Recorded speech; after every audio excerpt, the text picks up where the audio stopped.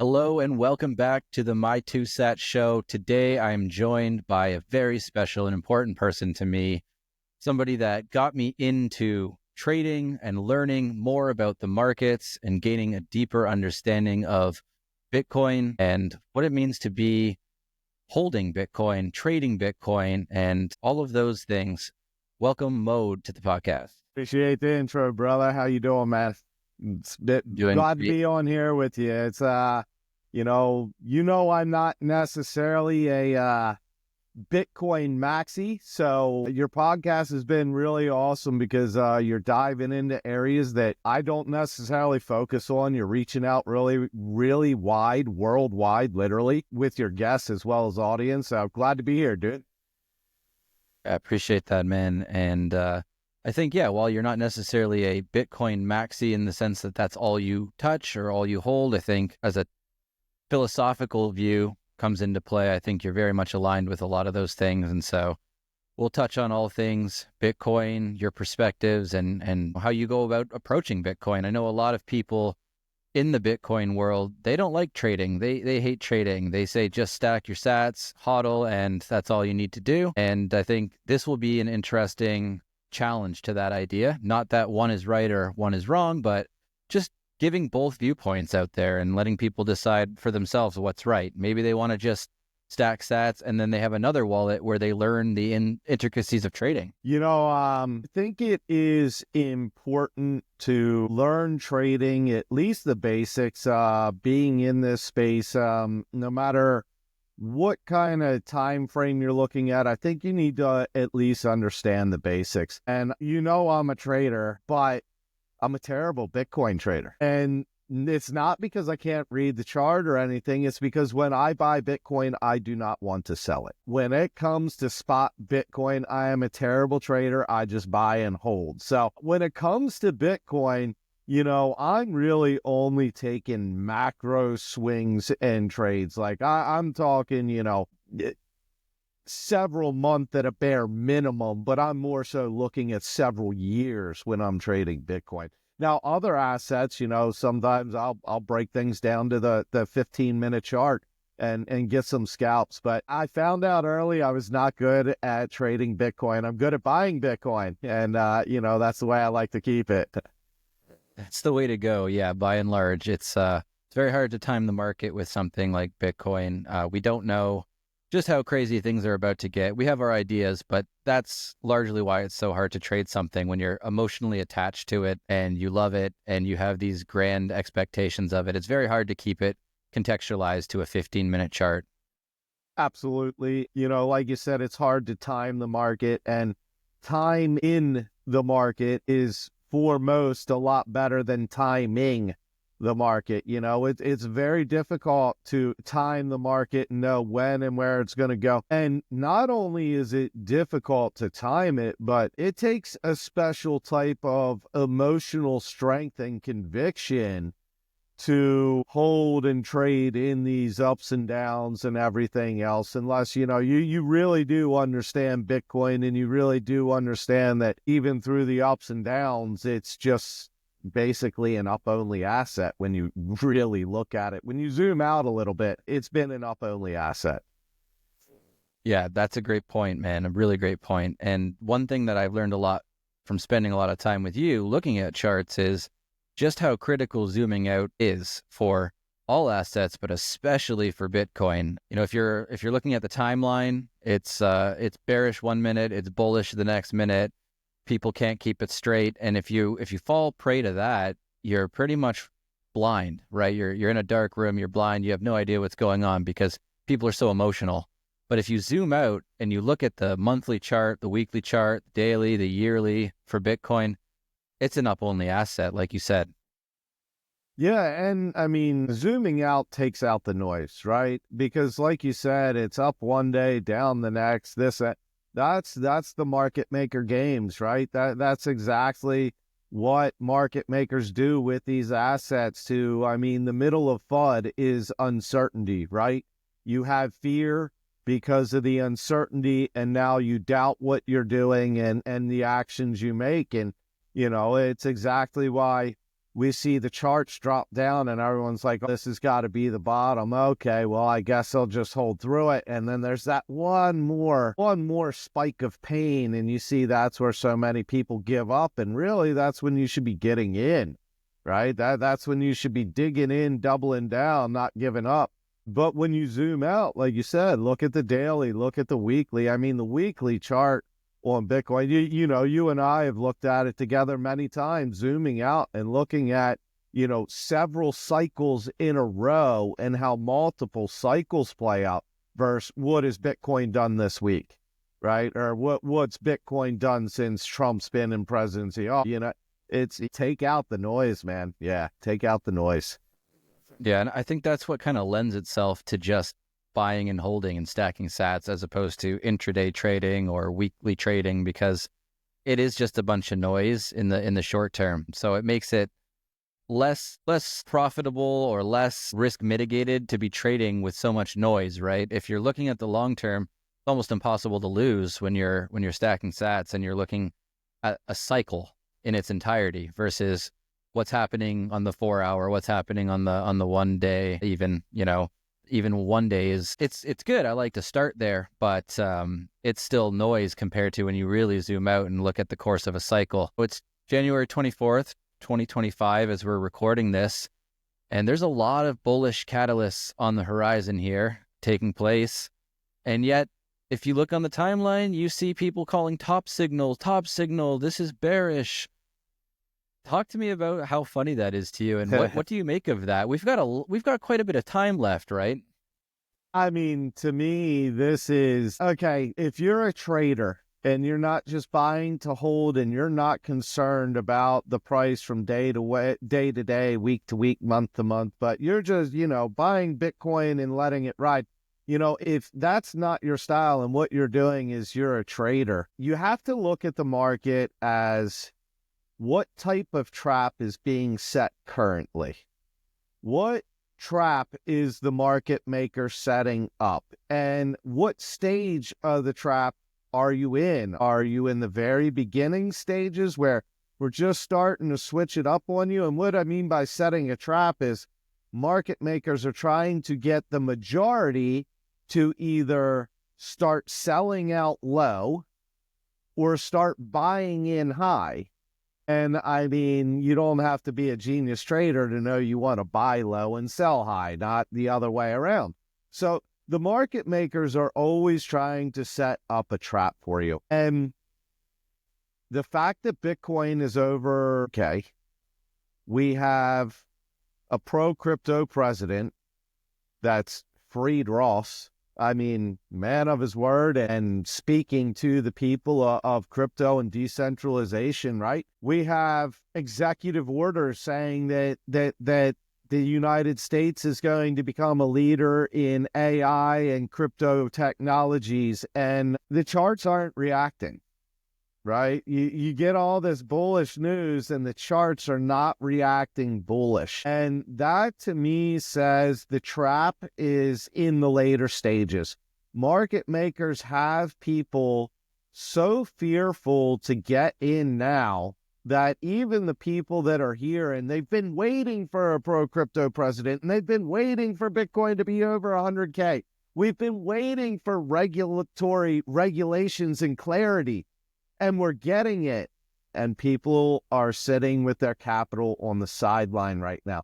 That tells me that the market makers are pretty far ahead in their trap. And it's not going to be long until they keep those people with their money on the sideline. And now they have no choice but to buy higher. You got to look at it as the trap and what level are we in. Beautiful information there for everyone to take in and consider, you know, in their own strategy. How is that affecting you? Because it's affecting a lot of people. And like you just said, before you know it, you're going to be chasing as the price skyrockets up with all of the bullish, you know, things in place. And it's amazing to me, given all of the context and all the circumstance surrounding Bitcoin right now, over 1K and consolidating beautifully, right? How could you be bearish at that, right? I remember when we were 6 months ago sitting in the 50 and 60K area. And a similar trap was being set where we were looking at the charts every day and hoping and expecting K somewhere in there. And instead it said, see you later. And just, straight laser beam right to the upside, right? And that was another thing where after the fact, you're looking and going, shit, I really wish I had have not been sidelined, or I had have gone harder, right? I wish I was buying more at that time. Everything was there in the Exactly. chart, consolidating and giving you that opportunity. But if you fell prey to the emotion of, oh, it's going lower, you got taken for a ride, and it was a rude awakening. And I think a similar setup is taking place here potentially. I agree with you. And I mean, look, what do people want? I mean, you want pro crypto president, you want crypto to be adopted by nations, you want crypto to be on the balance sheets of the biggest companies in the world. This is happening. Now, do you want to be buying Bitcoin at okay? Or are you glad that we've got this pullback to where we're getting opportunity? We've got all the big things that we want. Finally, we're getting all the things we want. I want a good entry price too. It seems like people want all these things they want and to buy super high. It just doesn't make sense to me. I mean, to me, we're getting a blessing right now, getting this retrace with all the bullish news. To me, and the longer we move sideways, the longer we're going to continue up.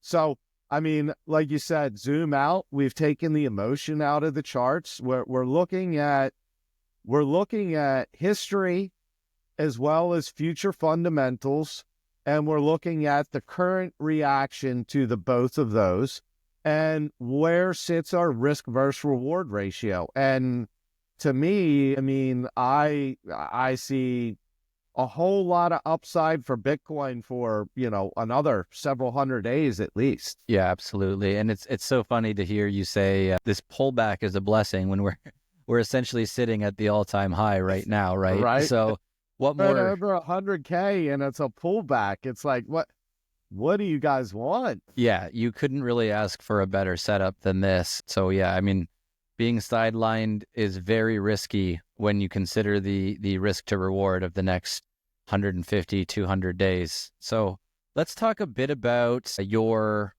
let's talk about the way you use the x-axis, the axis and the y-axis in terms of time and price when you're looking at a cycle for Bitcoin. Right. Both are obviously that's how charts are manipulated, right? Either something happening very fast in price action relative to time, or something happening very minor in price action over a long period of time, right? They want to make the chart super exciting, or they want to make it super boring, right? When it's exciting and the party's going, people are throwing down. When it's all boring, everybody's packing up, going home, right? So when you look at previous cycles, it's been pretty clear how the pattern plays out. And you and I have looked over this together at how for the past 3 cycles now, we have watched from the peak of the previous bull to the exact bottom of the bear coming in 400 days later. And from that peak bottom, I guess I shouldn't say peak bottom, that's a, oxymoron.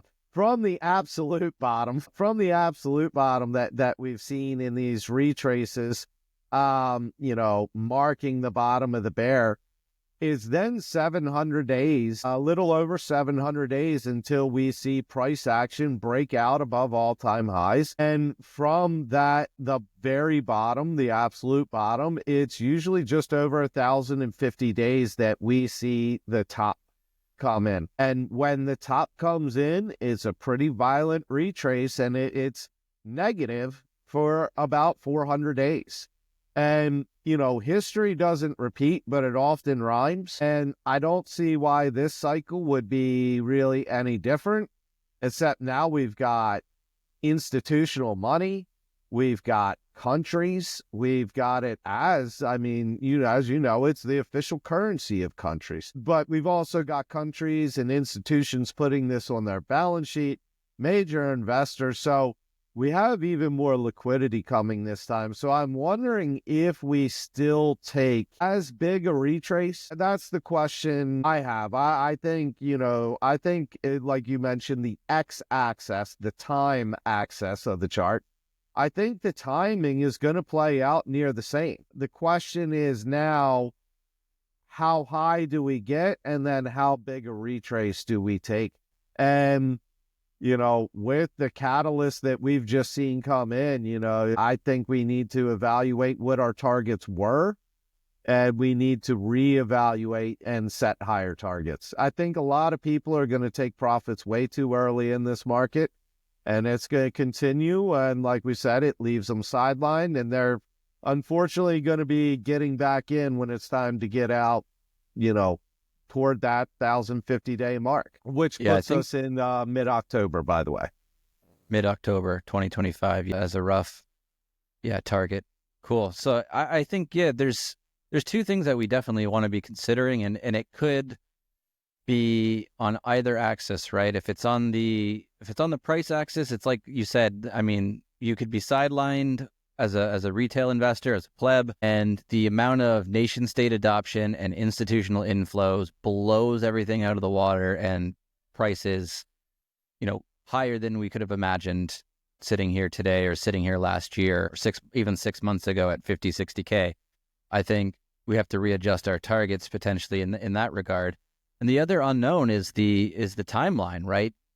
Yes, the cycles have always fallen in line with each other. But with this level of adoption, this level of regulatory clarity coming, with all of these other catalysts, does this extend the cycle because of the amount of liquidity coming in, or does it shorten the drawdowns and the bear cycle?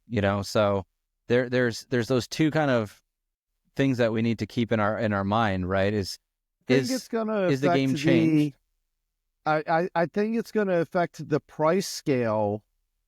I don't think we're going to see as big a retrace. I think we're still going to see near the same timing, but I don't think we're going to see quite as big a retrace, because now we've got institutional money, long-term money there to prop it up.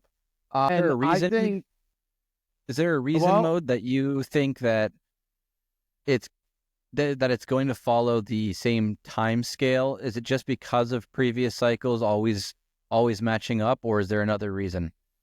I mean, it's the halving cycle. It's the election cycle. There's a lot of things that line up in the world in this kind of significant 4-year time frame that we're coming into. And something I haven't heard many people talk about yet, and I'd love to get your thoughts on this, and it's going to take me a minute to elaborate on it, but I think we are seeing something extremely drastic that is incoming, and we need to look at one of the things that Trump just said, that he's looking to make the U.S. a superpower and a world leader in AI technology and in crypto, right? And I don't think people have really tied AI and crypto together as deeply as they are yet. So what do I mean? One, it's not going to be long before we stop using apps on our phone. You're not going to go to an app for the weather. You're not going to go to CoinMarketCap to know what's changed. You're not going to go to TradingView, and you're not going to go to DoorDash to get food. You're going to say, hey, app, your agent, what's the price of Bitcoin today? What should I expect for the weather on my walk to work? And, order me a cup of coffee within 5 minutes from here and give me directions. And you're going to have one thing that does all these things, right? Now, in order for an agent to operate seamlessly through all these apps and everything, you need trusted, permissionless transaction. This is where blockchain comes in, right? And this gets way deeper, because yes, that you're looking at, that's going to happen on other layer ones for the most part. And it's going to be a battle to see who wins. You and I came together through some Solana communities, and I think Solana has a very strong pull in this. But here's what people are ignoring when we talk about the U.S. becoming a world leader in AI and cryptocurrency is, as we know, mining, Bitcoin, is directly tied to energy cost, right? Whoever in the world can produce the cheapest, cleanest energy is going to get most of the mining and the hash rate. The rest of the world can't allow any particular one place to own too much of that, right? So AI, straight power consumption, right? So with AI being massive power consumption and Bitcoin being very power and energy cost base, we're about to see a crisis and battle across the world. We are about to see nations compete to give the cheapest energy cost, because whoever has the cheapest energy can do the most AI processing, can do the most Bitcoin mining, can process the most hash rates. So, and Bitcoin is directly tied to these energy costs. And I feel like it's going to be a massive transfer, and it's going to be a battle worldwide. And AI and crypto are tied directly into energy efficiency and energy cost. Absolutely. Yeah. And for anybody who's read Software by Major Jason Lowery, you know that that's pretty much exactly what Mode's referencing here. And you've seen Trump already, day one, make some moves to indicate that he's serious about that. He's not come out and said, hey, this is for Bitcoin mining purposes, but he's moved to take control of energy resources. And, that's going to inevitably plug right into Bitcoin mining and making the United States a mining superpower and a nation that controls a large majority of the hash rate, keeping it in home there as opposed to letting it go into the control of other nation states. And so what a soft war essentially is it's going to be a battle for hash rate and a battle for energy, to control energy. Hash rate and processing power of artificial intelligence, right? So we have both of these things directly tied into energy. And, we see Trump making some big actions toward energy.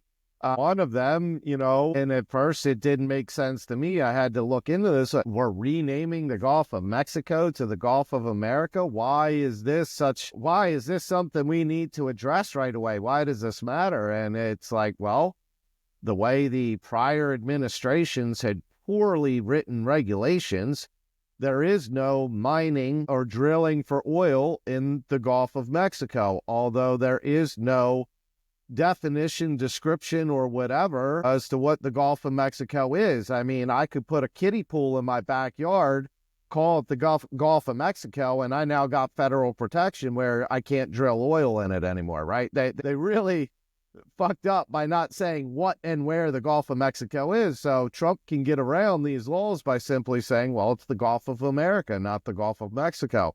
And here we are producing more of our own energy, right? And that's the purpose.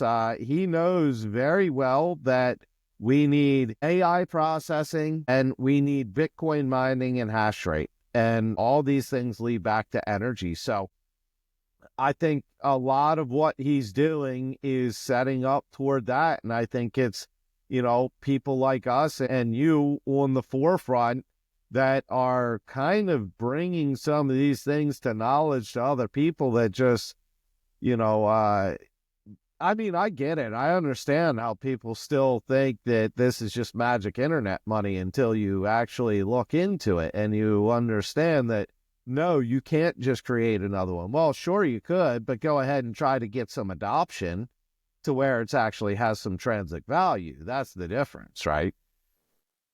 Yeah, 1,000%. You could, in theory, create these various forks of Bitcoin. There's actually been a lot of talk about BlackRock trying to subvert and co-opt Bitcoin in that exact way, that they're going to, I think it was something in their, it was a legal disclaimer that they had in their ETF marketing video, and I think it said something to the effect of the 21 million is not a hard cap, right? Or it may not always be a hard cap. So that kind of, a lot of people think that was showing their hand, right? And, as Bitcoiners dug into that, they were saying, you know what, even if they that was their intention and they do try to co-opt Bitcoin, good luck, because everyone that runs a node, everybody that runs a BitAxe, everybody that cares, all the people that care about Bitcoin, not the institutional ETF investors, but the same Bitcoiners that have been running this since the Genesis block, they won't allow that, and they won't ascribe any value to it, right? So it's important to realize that just because something sounds like Bitcoin, it's called some sort of variation on Bitcoin, there is only one Bitcoin and there is no second best. So they can try as much as they like, but that doesn't mean it's going to have the same monetary principles and the same amount of network effect and economic value. If they try to fork it, there will be no intrinsic value, and the market, the free market, will decide. Well, that's as long as the free market has a larger share, right? If we had, say, MicroStrategy and BlackRock decide that they want to fork together, well, that's really not good, because that's a large portion. That's a lot of money. Yeah, like you said, it all depends. How many people do we have individually producing hash rates? How many individuals are running a node, right? How many individuals are mining themselves? And as long as we, go figure, we the people, as long as we outnumber them, then, we can keep this the decentralized, state of world currency and balance and transfer as we see it to be. Absolutely. And I think it's important while we're touching on all of that to just reiterate that while these things that we just talked about at the start as bullish catalysts all have to do with government and regulatory, clarity and transparency and assistance, if you will, that's not why you should be bullish on Bitcoin. You should be bullish on Bitcoin despite, and regardless of those things, because Bitcoin is freedom money. It's about sovereignty. It's about, borderless, permissionless money. And so we don't know what their intentions are. It's either they've realized that this is too powerful to defeat, and so they want to get on board with it, and the world will actually change for the better, and for once government will be acting in our best interests, or they realize this is a big threat to the control structure, the centralized control that they have, and they want to try to get in front of this, although it's a little late. They want to try to use the power that they do have in a dying system to try to co-opt and subvert the will of the people and what Bitcoin really gives to us. What do you think it is? That's what we've seen from the U.S. administration previous, as well as in the EU, is the demonetization, demonizing Bitcoin and demonizing crypto. I mean, Ross was put in jail with 2 life sentences plus 40 years or some shit. Like, they wanted him to rot and die in jail for writing open source.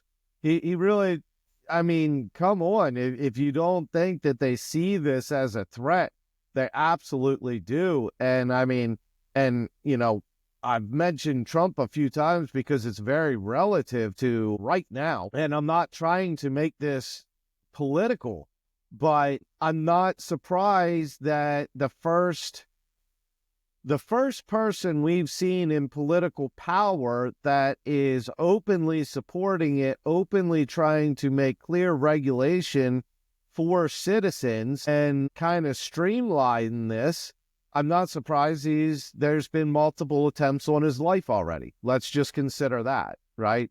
The one person that is putting this forefront, they're putting multiple attempts on his life. And I'm not saying that's the only reason, but like you said, the freedom of money, the sovereignty of savings and equity and wealth does not remain with the people as long as there is a central banking system and overriding tax system the way we've always seen. Batman Trump, as well as the regulations he is putting in, are a direct threat to that. And, you know, I don't see it, like you said, you shouldn't be bullish on Bitcoin because of this. But I think it just makes us a little more bullish on the price action we expect to see here in the upcoming months, you know, as adoption is growing. Because again, fear, uncertainty, and doubt, right? And people fear to put their money in when they're unsure what the government regulations are, and is this legal, or how is this going to be taxed, right? There's a lot of uncertainty there that's keeping a lot of money sidelined. And when we get those regulations, we're going to see a lot of that money start to inflow in, and we're finally starting to see the world go back into risk on assets and not so much let's go drop bombs. Yeah, I agree with you there. And we touched on it briefly, a few minutes ago, is I think that the world now, especially with some of these moves that are being made towards crypto and Bitcoin, two separate things, Bitcoin and crypto. Let's be clear about that. I think that it's showing its hand in the sense that I think a lot less bombing and a lot less brute force wars are going to take place, and it really is going to be a soft war of hash rate and energy, and who holds the most Bitcoin in their reserves is going to win. And I think Trump and the states now realize that, and Bukele has shown first, by going first, the power of transforming your society from the ground up, taking the necessary measures, giving a way out of a broken system, right? Empowering the people through a better, harder, the best money, Bitcoin. And what's that's done to transform that country is nothing short of a miracle. And I know a lot of people say, well, it's a super small nation and it could never work in Mexico and it could never work in America because these are, 10, 20, 50 times the size. But it's the principle, right? If people have sound money, they don't have to slave away at work that destroys their soul. They don't have to basically be tax cattle as much. And to your point, the plebs have been buying for 15 years already or more, right? The people that didn't care about any of that regulatory stuff, they were already buying. But the amount of capital that was sidelined, that it's going to flow in now to Bitcoin because there's going to be government support and clarity and regulation, I think is going to really shake things up, because those people, that was the main reason they weren't getting in, is because they needed those catalysts, those signs to let them know, hey, this is the right time for us. So I think we're in a really interesting crossroads. I mean, I remember a guy not long ago, and I'm talking within 2 months, tried to move capital from his bank into an exchange.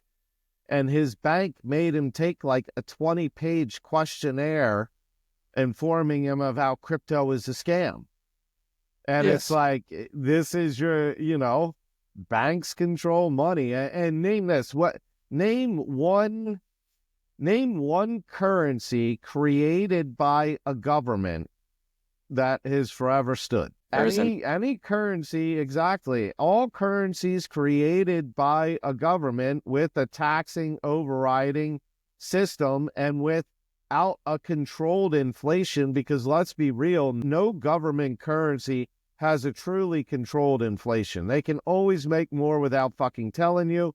And if they don't do it, they do it through taxes, or they have plenty of ways of inflating the currency without always just printing more of it, right? So this is the first time we have something that kind of every nation can agree upon, that no single nation created or controls. And I mean, if it wasn't for the internet, obviously none of this would be possible. But I look at crypto as the internet, but now we have the internet, right? It's going to be the adoption rate of internet or greater, but now we have the internet to help that adoption rate. And like you said, crypto and Bitcoin are two different things, and crypto and Bitcoin and AI are three different things, but all three of them equate into massive energy consumption and wealth transfer and the tie between the two. And it's going to have a drastic impact on all of us moving forward. Like you said, we're going to see the energy wars for the power processing and the hash rate battle. Yeah. And I think you're bang on with Bitcoin. Bitcoin is the internet 2.0, right? I mean, the internet is what allowed all of this to take place, but Bitcoin is going to fundamentally, I mean, it is the currency of the internet, and it's bootstrapping on top of what's already been developed and sending us in a completely accelerated and explosive direction with what's possible. And why? So, why is this important? Well, if you're a Bitcoiner listening to this, you already understand inflation and debasement and all of these things. But if you're not, you need to understand that we're entering a phase where, because this is the hardest money of all time, is now being thrust into the mainstream, into the forefront. Your time is now going to be valued differently than it was when you were going to work and slaving away for money that could be printed, at any time in any amount with no real regulation and oversight, right? It's being printed out of thin air, and it says $20 on the bill or $100 on the bill, but there's no actual backing to that, right? There's no actual reason why you needed to work, 10 hours, 20 hours, whatever it might be, to earn that, figment of your imagination, essentially, right? Whereas Bitcoin's backed by energy and by physics and by nature. And so that proof of work is everything in terms of ascribing value and keeping value. And it basically saves not only your purchasing power, but your time and energy in this one very precious and finite life that you have here on Earth. Yeah, and when you start to learn about Bitcoin, you understand how broken and stupid Fiat is, and you start to value other fundamentals in life and reevaluate things. One thing again, why have countries and governments deemed this bad? Because of accountability, right? If governments need to operate on blockchain, there's full accountability. There's no more fuckery that they can get away with and then just, sweep under the rug and nothing happens. No, we know it happened. Here's the hard evidence, right? That's why they don't want to adopt. But, again, talking about, you're bringing up what's your time worth. And if you're putting in your time at a job and, putting your time and energy in to earn fiat currency, this is about to change as well. What is your time worth when a robot or an AI can do your job better than you can? And no offense to you, I mean better than pretty much all humans. Like, AI is going to do most jobs better than most humans. So what's your time worth at that point? I mean, think of why do you have a value at that point? And if you're going to a job earning a fiat currency that's controlled and taxed, and your time is no longer near as valuable to them as it is to you, I think there's about to be a big gap created. Like, we have an idea of what fair work for fair pay is, and we know that scale slides up and down drastically, but we all kind of have an idea of, yes, I will do this for that amount of money, or no, I won't. And, well, no, you won't. Who cares? AI is going to do it better anyway, and we ain't got to pay healthcare for that. We just got to squirt some oil on it and pay a maintenance robot, not even a maintenance man, So again, if you're spending time as money, right? If you believe time is money, why are you putting your time into a money that is steady debasing and steady losing value of the monetary base itself? Like, literally, its core fundamental is diminishing. I mean, we've watched this happen. Go back 10 years. An iPhone costs $1,000. An iPhone still costs $1,000, but it takes, you got to do a lot more to get that. How many what did what did an iPhone cost in Bitcoin? How many iPhones could you have bought for one Bitcoin 10 years ago? And now how many iPhones can you buy, right? You could buy, if we're looking at $100,000 Bitcoin and we still see $1,000 iPhone, you see how the dollar and the purchasing power just is not holding up there at all.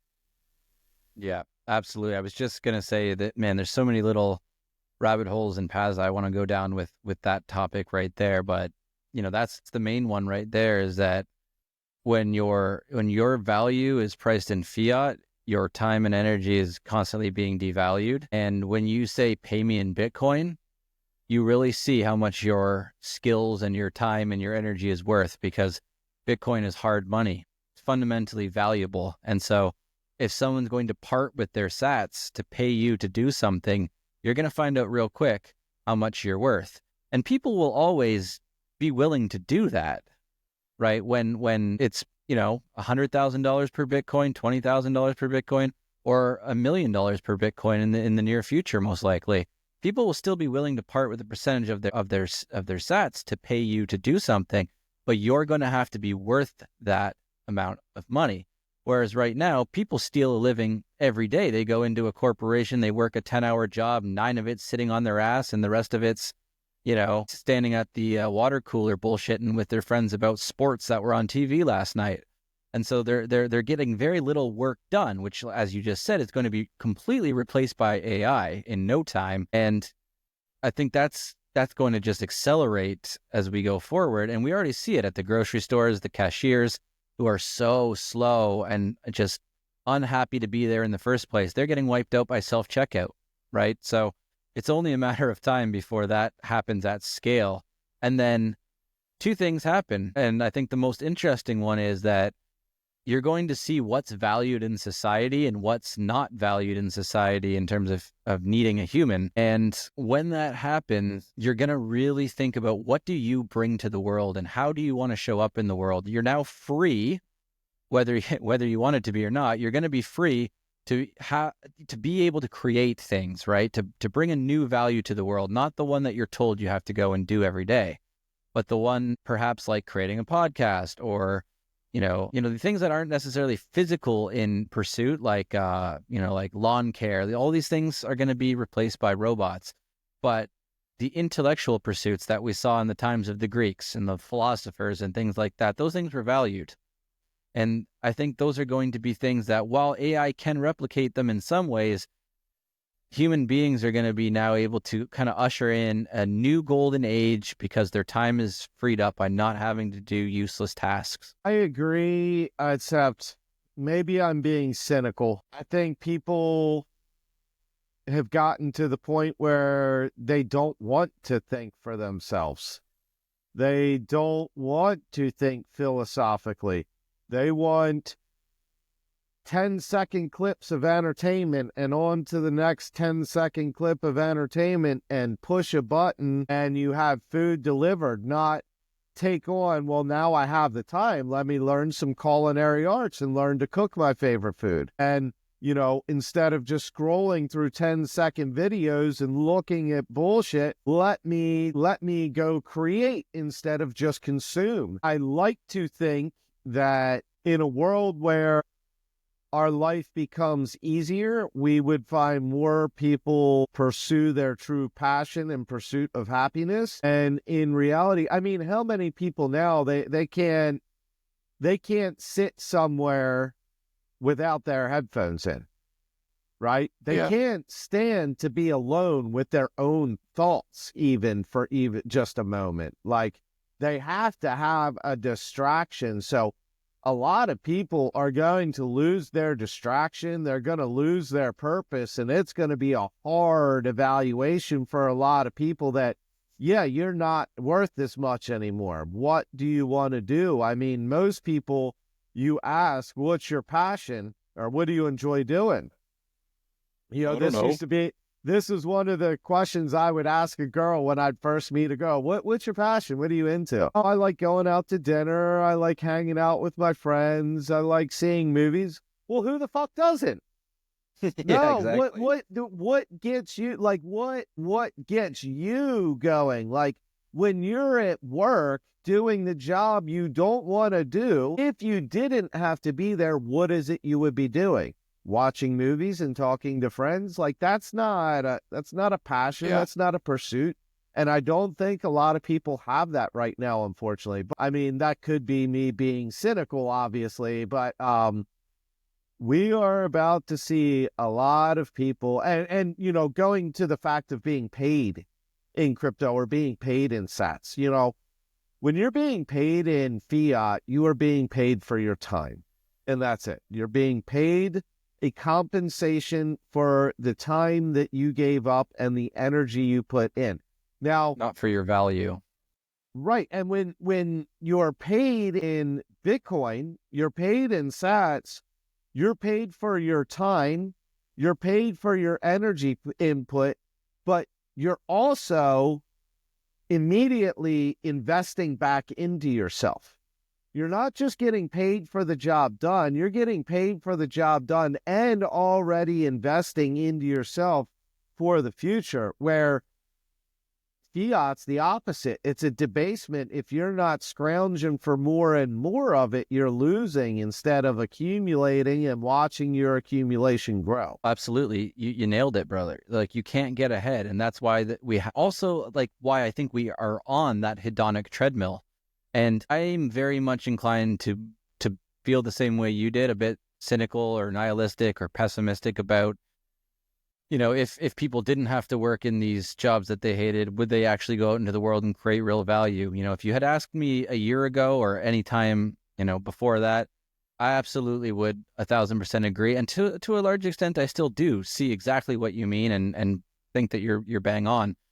But since really becoming a Bitcoin maxi, diving deep and embodying this and looking at it's totally shaped the way that I think about the answer to that. And I think I think it comes down to incentive structure, right? Sure, you're still gonna have those people that can't pull their head out of their ass to create any economic or meaningful value in the world. But I think once the underlying incentive structure is more meaningful and you see that start to impact your life, I think there will be positive change. Bitcoin has given me that hope. Maybe it's a naive hope. I don't believe it is, but I know for a large majority of the population, it's going to stay the same, right? We're goldfish brained. It's TikTok and Instagram reels, and it's 10 seconds of attention span. But I think that it wasn't always like that. And I think that came through being in a hopeless world, if you will, right? It's like nothing means anything. I'm not valued at my job. My family's just, they're stressed and angry when I come home from work and, I'm divorced, whatever, right? All of these things create this need, this inherent need for immense amounts of distraction. And so I think if the world around us is incentivized better and we see that really take root, the context for everyone will change. What do you think about that? It really depends how many individuals can think individually and think for themselves. I mean, because you say, we don't have, that's not where our value lies, but as a government or a overriding official, your value lies to me in you remaining distracted and paying your taxes and putting in work for a losing currency. That's how you are the most valuable to me if I am a tyrannical government, right? Yeah. And that's what we've seen a lot of things being pushed toward, but I think everything's a pendulum swing, right? You go too far to one side, you're gonna go too far the other usually, and common sense and common sense usually lies in the middle. And I think we are about to see the pendulum swing pretty hard against a lot of what we've been trained into. But, your life and reality is shaped by those that you surround yourself with, right? And conversing with other people into blockchain and into Bitcoin, I mean, you're already speaking with a small percentage of people that are thinking outside of the box already. So in this space, most of the people we come across are going to have bigger aspirations and have bigger goals and reaches and think beyond. Because if they didn't, they probably would have never made it here into this space to begin with. Fair, yeah. Yeah, it's all about the pond that you're fishing in, right? It's about the circle that you keep. I mean, this is still a very, very foreign and abstract thing to 95% of the population, right? Absolutely. What it is, why it matters at all, how it's important, and how it factors in or affects their life or how it will. I think, yeah, 90+% of the population is not thinking about that. And once they are thinking about it, it's still a long, winding road for them to really grasp, the magnitude of it and how it will shape their life for the better, not for the worse, too. So, yeah, it definitely requires a lot of thinking, which I think society falls short of having a lot of hash power upstairs in the old brain pan. But I'm hopeful that with the better money, because money is the underlying problem for a lot of people, right? A lot of stress, a lot of divorce, a lot of life's issues come from broken money. So I'm hopeful that will at least open the door for people to start changing the amount of brain power that they're using and seeing that it is possible to create a better future for themselves. I think that will give them a renewed sense of hope. But yes, like you said before, we're very much incentivized now to be complacent and compliant. And those are the enemies as far as I'm concerned. And I think as you dive deeper into Bitcoin, you realize that those are the two things that keep you miserable: complacency and compliance with the centralized control structures in place. Like you said, the government wants you to go to work, not ask a whole lot of questions, go home, convenience, right? Order things on an app, scroll up and down, feed the algorithm, go to bed, get up and do it all over again. That's the cycle. Yeah, for sure. And, I think one of the most important things is directly what you're tackling here. And that is the communication, the conversation, and the education, because the longer it takes people to become educated in this, aware of this and educated, the further they're being left behind. And I understand people being skeptical, having questions and everything else, but how long are you going to continue to do so while you're just being left further and further behind? How many people, I'm never going to use email. Who resisted that? And, they're never going to send email or text messages. And, now you got grandma on there with lightning thumbs, Like, it's just, it's, you got to get in with the world of adoption or be left behind. And the only way that the adoption rate is going to increase is by the rate of education and understanding increasing. So, I think it's really cool what you're doing. And I really do enjoy the spectrum of guests that you've brought in from different perspectives, not just from around the world, not just from male and female, not just from different levels of economic standing, but just different opinions, different views, and just complete different places in life as a whole on Bitcoin. The Two Sats podcast has been good listens, man. I really appreciate you saying that. And it's happening for the reason that you just said. It's about education, right? I think I've been really blessed so far, only a couple episodes deep, to have a really diverse crew of people, not to talk about the same thing, but to show real life use cases of Bitcoin from their perspective and how it factors into their day-to-day life and why it's so important and integral. I mean, good luck finding people to give you those types of passionate reviews and stories and use cases about their fiat. I mean, no one it's even never going to happen. The thing is, it won't happen. And the reason that it won't happen is it can't happen, because if you understood fiat, you'd understand it's broken. You'd understand it's a hoax. You'd understand that the only reason it works is because we all agree it will. So you're not going to find people that speak knowledgeably and passionate about fiat, because if they got that deep into it, they're going to end up Being on the orange side. Yep. Yep. Yeah, absolutely. That's what's important about this, and why having you on, is something I was really excited about, because you're an absolute bottomless pit of knowledge in the space, not just when it comes to trading, but when it comes to a lot of different subjects, the micro view of things, the macro view of things. You've been in the game for a long time. You've taken your blows. You've told me many times, I learned how to win when I mastered losing. And, Absolutely. you got to get your hands dirty. And that's what this is all about. It's about providing education, about provoking thoughts, not giving you distractions to pull you further away, but to give you education, to start connecting the dots. And I know one thing that we've both struggled with over time is trying to tell the people that we love and care about Bitcoin. And you've given me, when we've been hanging out, you've given me multiple stories about your buddy that said, oh, I'm going to buy. Well, this is at Yep. 50K. This is at 50K. This is at 60K. And yeah, I'm getting ready. I'm going to buy, but the price is high. And do you think it's going to come? And you always tell them, like, don't wait. And what happens? They wait. And now we're double the price.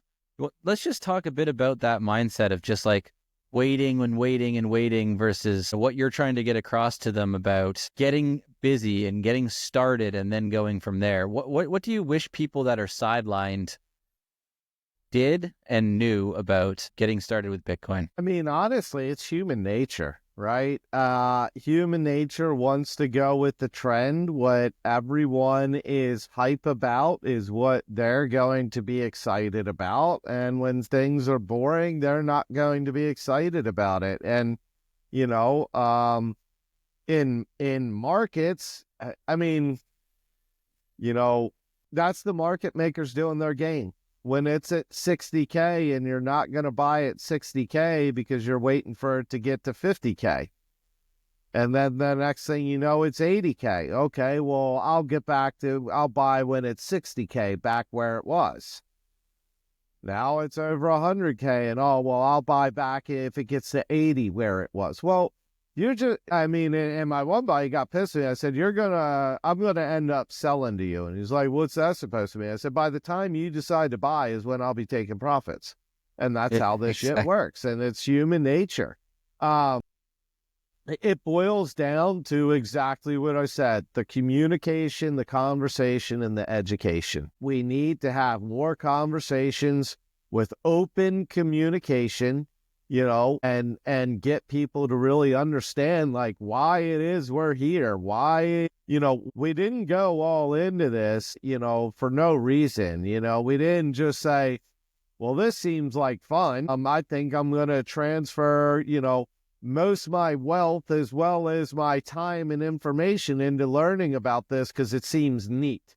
No, it's like, yeah, it has some alluring factors, and then when you start to learn the information, you understand how it's almost inevitable. Nothing is for certain, but it almost seems inevitable.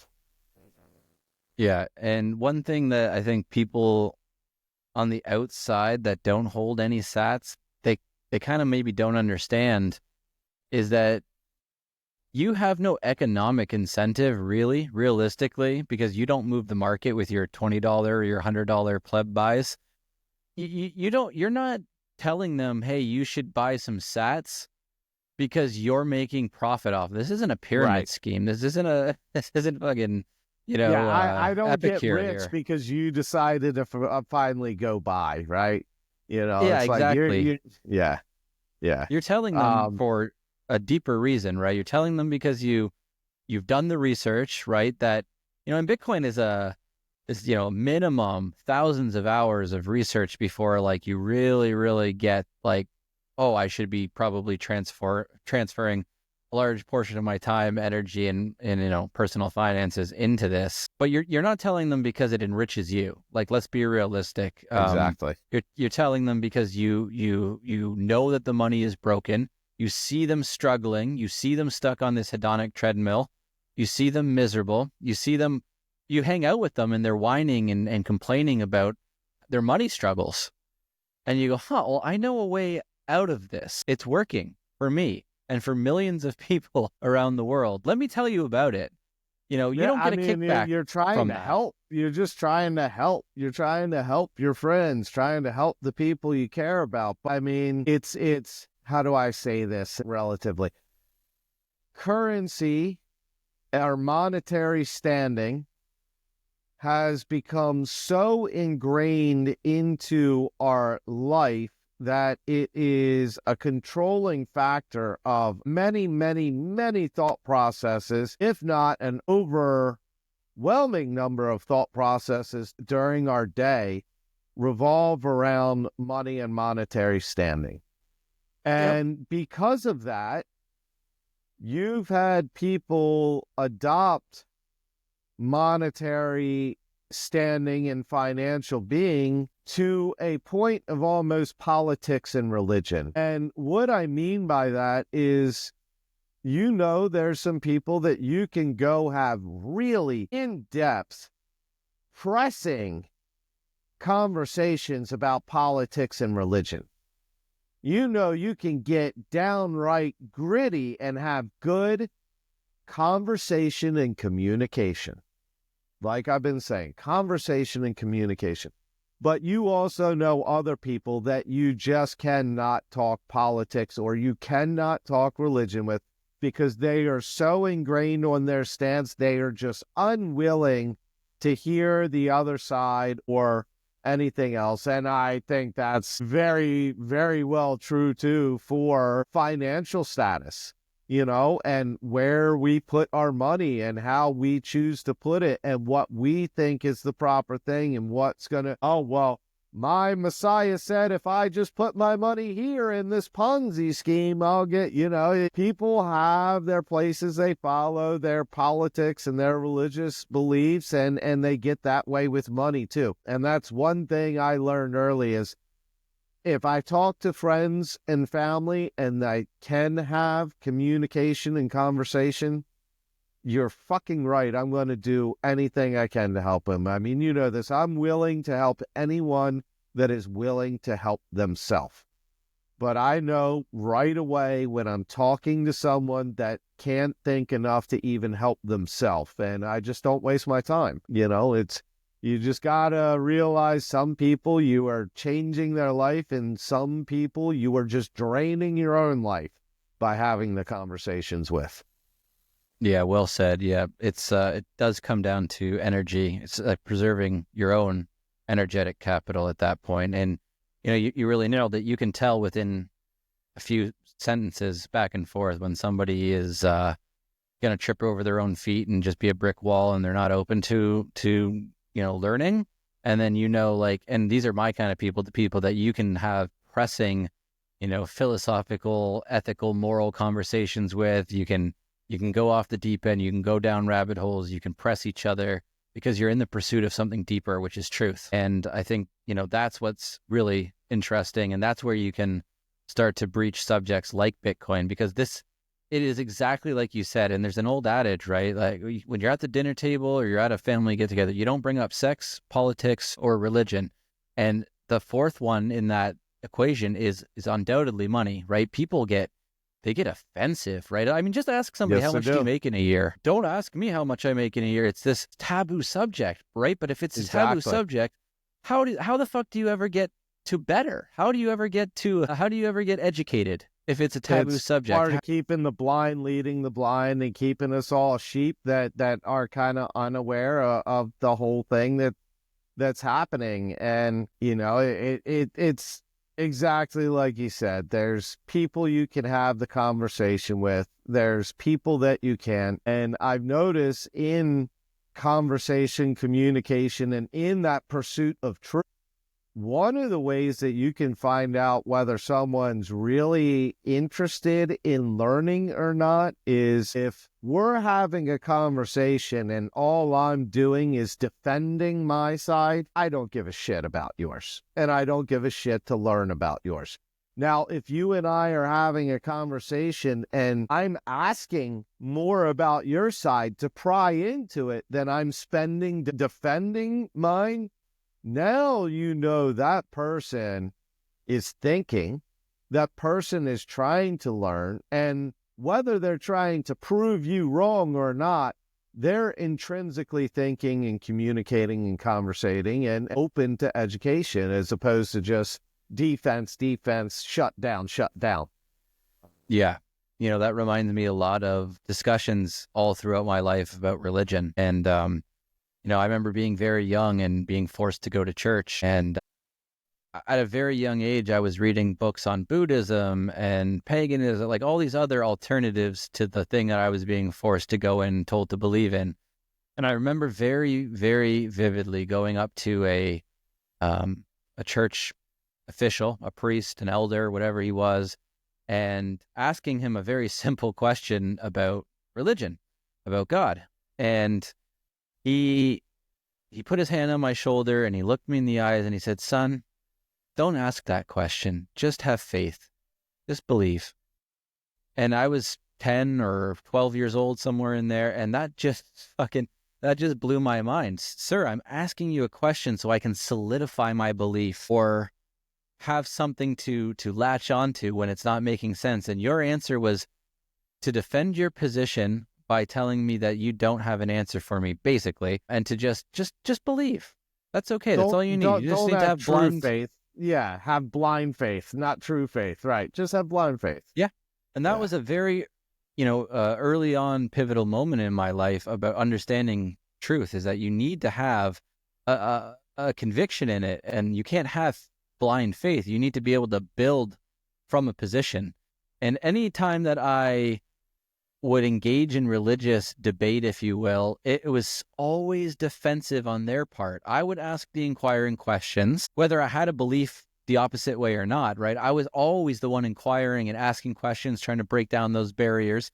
And I was never, ever met with, like you said, it was never reciprocated. Nobody ever wanted to go there. Nobody ever wanted to dig deep into why they might be wrong or how I might be wrong. It was just defensive all the time. And, that really pushes you away from something. And, bringing that all back to Bitcoin and to money, that's the way it is with money. If you talk to somebody about their finances, their back is up immediately. Instead of going, there is a better way. Let me ask some, preliminary questions and start to understand what this person's trying to tell me. And, I had a client. You can't necessarily fault them because, look at what's been on our media forever, that this is a scam.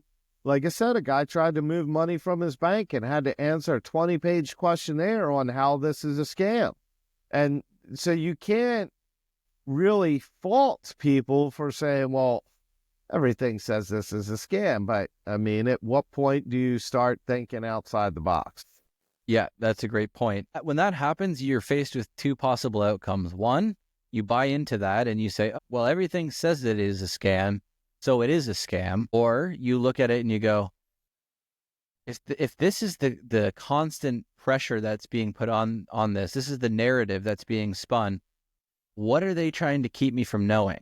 And then you start to look what trap is deeper. Being set, right where we started. What trap is being set and what level of the trap are you in? Yep. Yeah. Yeah. And I think if you divorce yourself from emotion, which is, again, back to the market makers, right? If it's boring or it's exciting, they're inducing emotion. And it's the same with these subjects, like education, right? If it's boring, if they're telling you if it's a scam and, don't look here behind this curtain, you should probably peel the curtain back and start looking for yourself and formulating your own thoughts. And that's where Bitcoin ultimately leads you. It leads you to become an inquisitive person and somebody that wants to think for themselves and dig a little bit deeper. Very few people are buying Bitcoin because Mode told them to buy Bitcoin.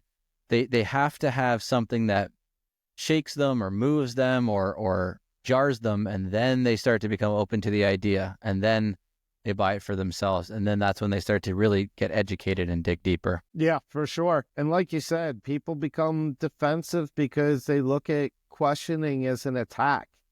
And if you think questioning you about your financials is an attack, then maybe you need to rethink how you're going about financials. Maybe we need to start conversing and having these conversations, and they are becoming more and more open. You see people more and more able to talk about where they are and what they go through. Although I've always said this, like, especially as social media came about, I said that there's three things you don't talk about when it comes to social media, especially.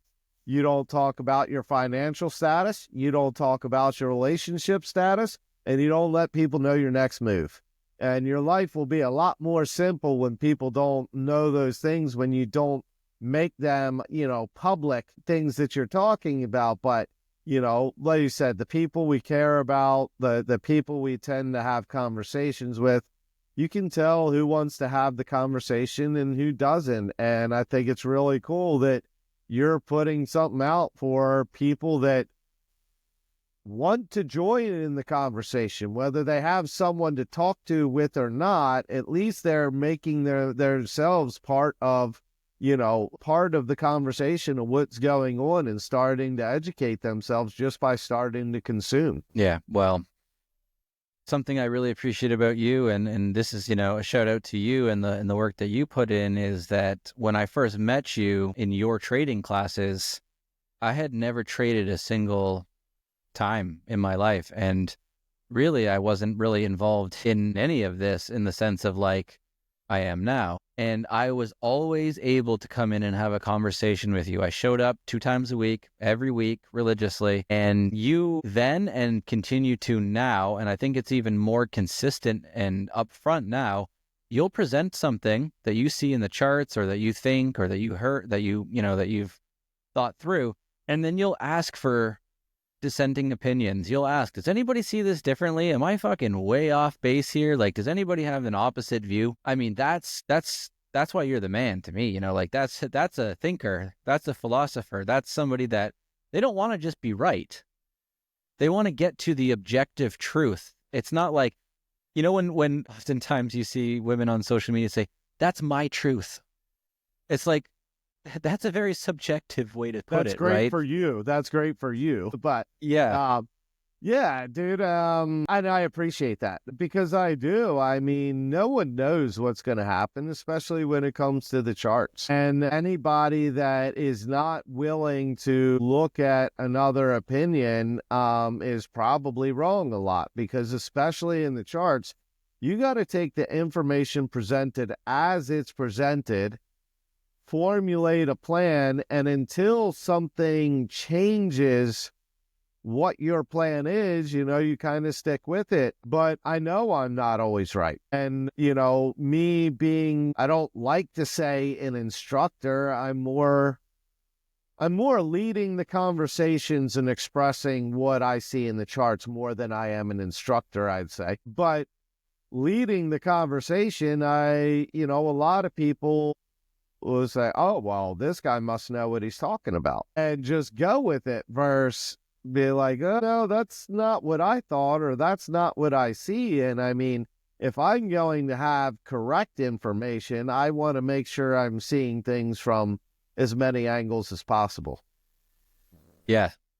That's something I deeply appreciated about you all along the way, is that you are a brilliant educator, but you're not holding on to that you have the ultimate truth all the time. You're always, because I mean, like you said, like you can look at a chart, but you aren't controlling that chart. And so you have to look at the fundamentals and be willing to accept the opposite side of that trade or that investment, right? If it goes wrong, if it goes the opposite way, if you're bullish and it goes bearish, you have to have objective criteria, right? Like price pivots, break of structure, tests and retests, right? You need to have these kinds of fundamentals to help guide you in your conviction to say if you're right or you're wrong.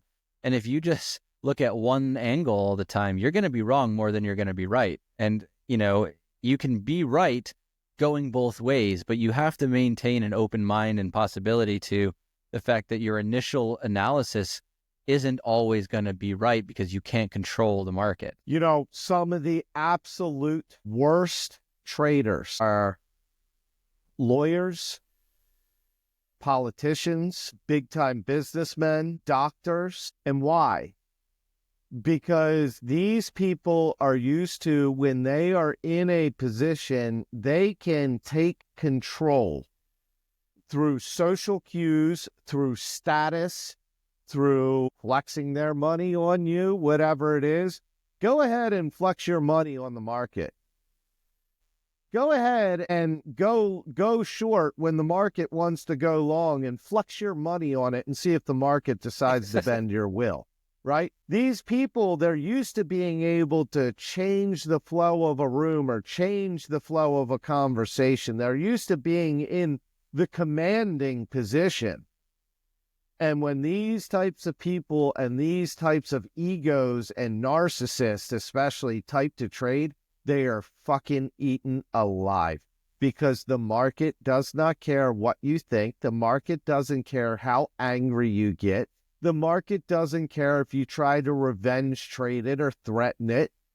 But they're used to controlling all aspects in their life through commanding these different aspects, or even just being, the more assertive, controlling force. And you don't get that choice in the markets. The markets do not care.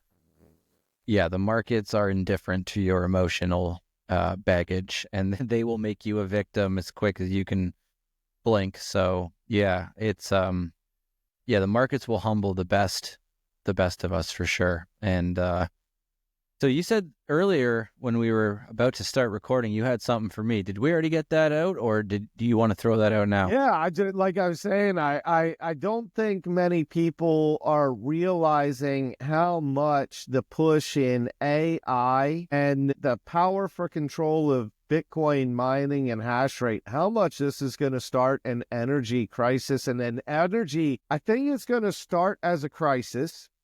And I think it's going to work into a balance, right? I think at first, right, there may even be energy shortage. But as we work in this, I think we're going to see energy balance across the world, because we can't let any one place be too cheap comparatively and suck up all the AI processing and suck up all the mining and all the hash rate processing.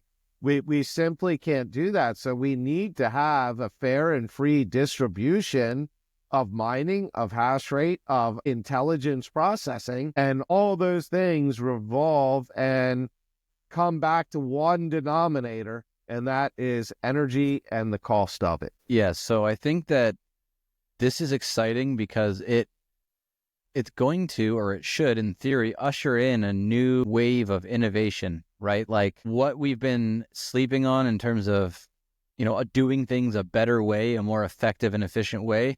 I mean, we in general in the world haven't cared, right? Like there's been, occasional pushes, but a lot of it never really manifests into anything. We just do things through the traditional way, and then there was fracking, and then it was banned, and then it was, so I think there's going to be this new wave of brilliant thinkers and engineers and innovators, and people are going to shake up the way the world works in terms of energy.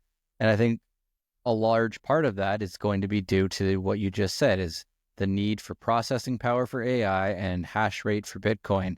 It's going to drive us forward into finding better ways to do what we need to do on the planet. And that ultimately is a really beautiful and powerful thing if it goes in that direction, because we can't stay the way that we are now, right? Because you hear people all the time that their electricity bills are crazy, and they're just like their overall cost of living is too much to sustain. So we need to get to a point where, and I don't think universal basic income is a good thing. I don't think that's going to fix anything. It's going to make it way worse.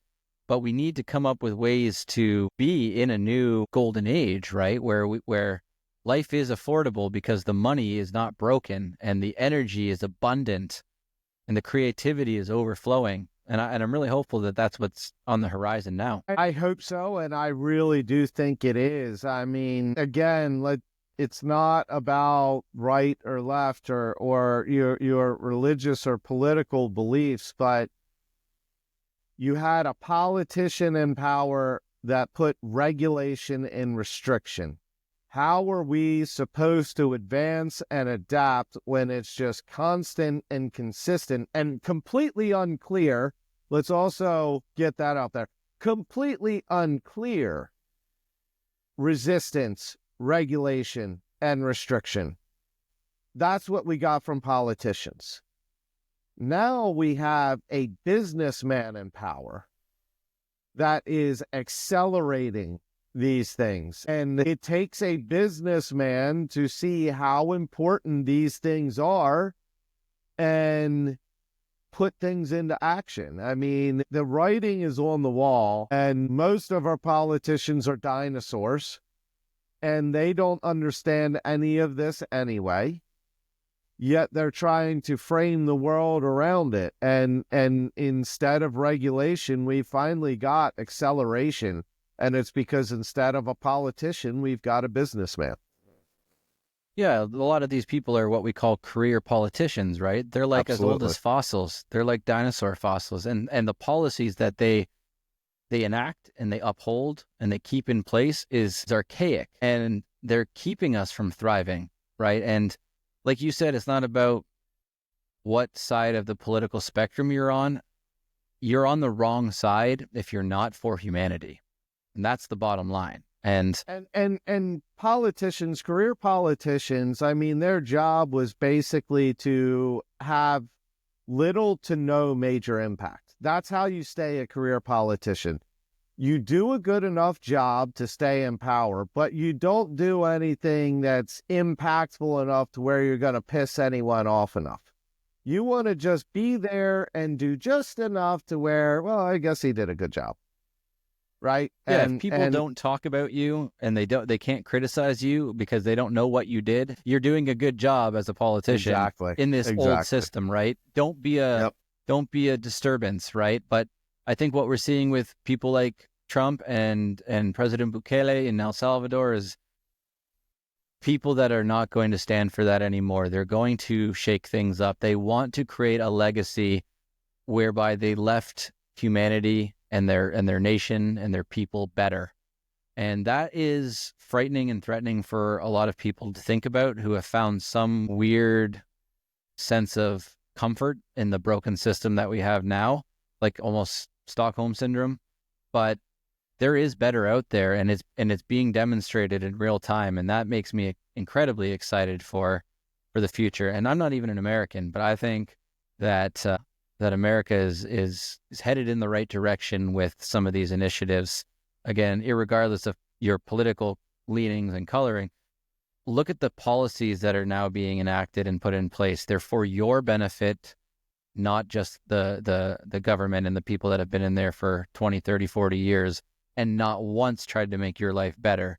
They put more red tape up, more hurdles, more pressure on your day-to-day life instead of, hey, how can we really make it so that the world thrives? Because like realistically, if this is the most evolved humanity's ever been, we have the most technology, the most understanding, the most know-how. Why isn't our life getting infinitely and measurably better every day and every year? Doesn't make sense. Good question. Very good question. We've got better medicine. We've got better technologies, everything. And yet the day-to-day person does not experience that, and it's time to take the power back. Just like we said, we the people have power. That's why we the people need to keep control of the large portion of the node at hash rate and the mining power. We need to keep that. Yeah. Speaking of which, I missed out on buying another Nerd Axe, dude. I jumped in and they were sold out already. I was really looking forward to getting one and starting on my own too. But yeah, it's just instead of seeing regulation, we're seeing acceleration. And it doesn't matter where you are in the world, in my opinion. Like I said, you can't let any one country or region of the world control too much of it, meaning the rest of the world has to react. So if things are accelerating here in the United States for these things, it's only going to force the acceleration and the change throughout the rest of the world. And I think pretty rapidly, like I said, with the internet, the ripple effects happen way, way quicker than what they used to. So, I mean, I think the future is bright.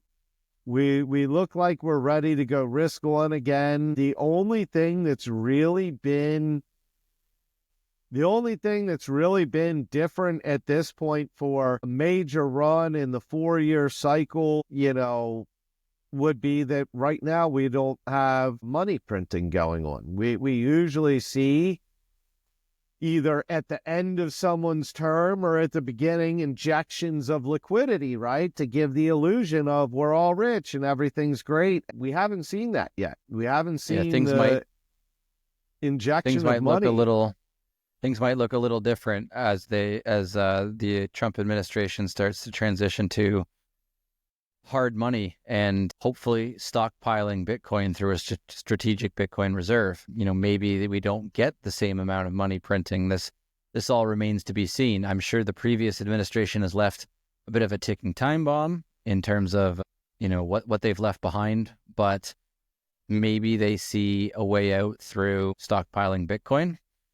So it remains to be seen, but we're at the start of the year. We're at the start of a very exciting next 8 to 10 months as we head towards that October 2025 cycle peak that you talked about earlier. And I know people have been sitting through this for about an hour and a half now, and all they really want to hear are your price predictions. So let's fucking knock that out. Let's tackle that. We're looking on the one axis at a October 2025 peak.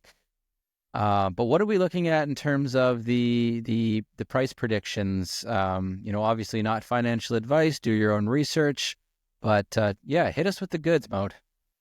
Right. All right. We'll break it down. Looking at the short time frame, this is the end of January here. I think Bitcoin is about to suck up the dominance again. Bitcoin's going to steal the dominant show. I think it's going to have another really strong run. I did think that it was going to push up into the, near the 120 area.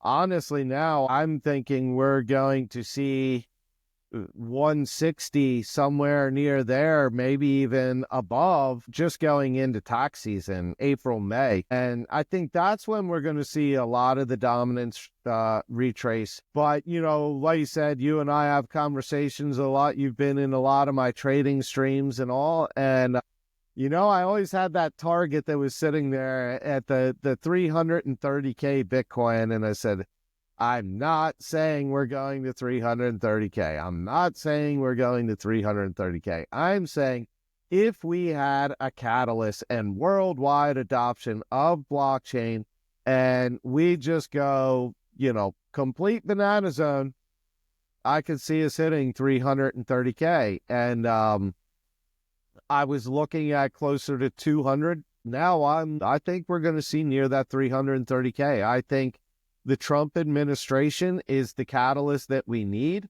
I think we've seen exactly how much liquidity is just sitting on the side waiting to enter the market. I think with clear regulations, we get a much larger influx. And what's this going to do? What's the major difference? We're not talking about people like me and you coming into the market and buying Bitcoin and maybe some Solana, and maybe we get a little more degen and go down the rabbit hole of NFTs and all this shit. No, we're talking about institutions coming in to buy Bitcoin.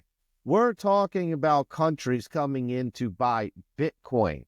So we're seeing the whole rest of the market being completely diluted with how many options there are and how many places you can put your money. I mean, there's millions of different tokens at this point, but you're not going to have institutions and countries choosing throughout these millions. They're going to be picking Bitcoin. So I don't know that Bitcoin's going to lose the dominance. I still think we're going to have an insane alt season, but I don't know that it's going to be the typical alt season that we constitute of alts are taking in more money than Bitcoin. I think Bitcoin's going to retain a level of dominance. It's going to retain a level of dominance we haven't seen before. Yeah, I think so. Yeah, I mean, it only makes sense, like you said, given the amount of nation state adoption that's about to kick in, the institutional money, pension funds, retirement funds, entire Fortune 500 companies that are shifting their entire business model to holding Bitcoin on the balance sheet because it's more profitable than being an actual company doing something in the world. I think that's just getting started, and it's fucking mind-blowing. We see what MicroStrategy is doing. We see what MetaPlanet's doing in Japan, Semler Scientific in Canada, I believe. People are cluing in that like we need to start holding Bitcoin on our balance sheet as a company if we want to exist into the future. And that's only just starting on a very small scale. And once some of these larger companies get it, I know it's already been pitched to shareholders and the board at Apple from Saylor and a couple of these other companies, or was it Microsoft rather? Yeah, it was Microsoft. So, they might say no now, but there's going to be a time where they can't really ignore that this is a critical thing for them to do. So I think you're right. Like Bitcoin. it seems like the question now between these big institutions, big companies and countries is not should we have Bitcoin on our balance sheet. The question now is how much. I think everyone realizes they need to, but it's what percentage is now the question.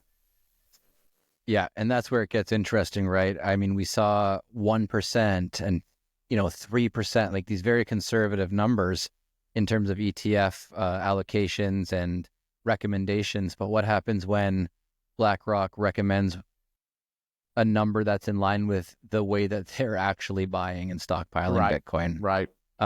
Same with these institutions. Same with these big companies, right? What happens when they move from this very conservative dipping of the toes at 1% to, okay, we need to really consider a large portion of our sidelined equity going into Bitcoin? What happens when Apple, Amazon, Google, Microsoft start to realize, hey, we have billions of dollars of cash, which is being debased and devalued, just sitting in our reserves. We need to do something to protect it.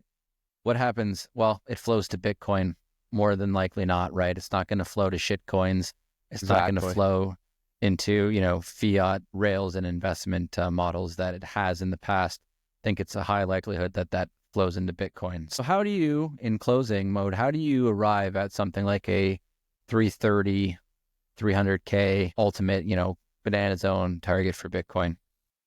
It's kind of it's a combination of technical analysis. It's a combination of looking at different supports, resistance, and then looking at where the Fibonacci's line up. But really, where it lines up for me is where we started talking about is you got to look at not just the y-axis, but also the x-axis. You got to look at the time and the price. And the supports and resistances that I see on the time chart and the price and the resistance and support points I see on the time axis, I really do see us getting near that 300 mark. And if we get to 300, I think we're going to FOMO through it and carry a little bit further. Yeah, I will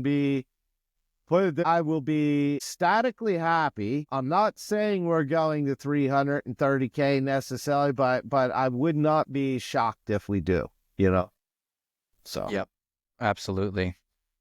Well, Mode, it's been an absolute pleasure, my friend. I have an immense amount of gratitude for you. I think by and large, I wouldn't have made it to becoming a Bitcoin maxi if it wasn't for you in some roundabout way, because I was about ready to pack it in with a lot of this stuff until I stumbled into some of your classes, started to educate myself, learn, ask questions, and fall in love with this all over again. And ultimately, that led me to becoming a Bitcoin maxi and to starting this podcast and trying to connect and provide education. And so, I just want to say to people that are listening to this in closing, if you don't understand something, if you're curious, if you want to know more, if you want to, heighten your understanding of something that you're spending all this time and energy on, reach out to Mode. You can connect with him on X at modeassa_NFT. That's MODEASSA_NFT.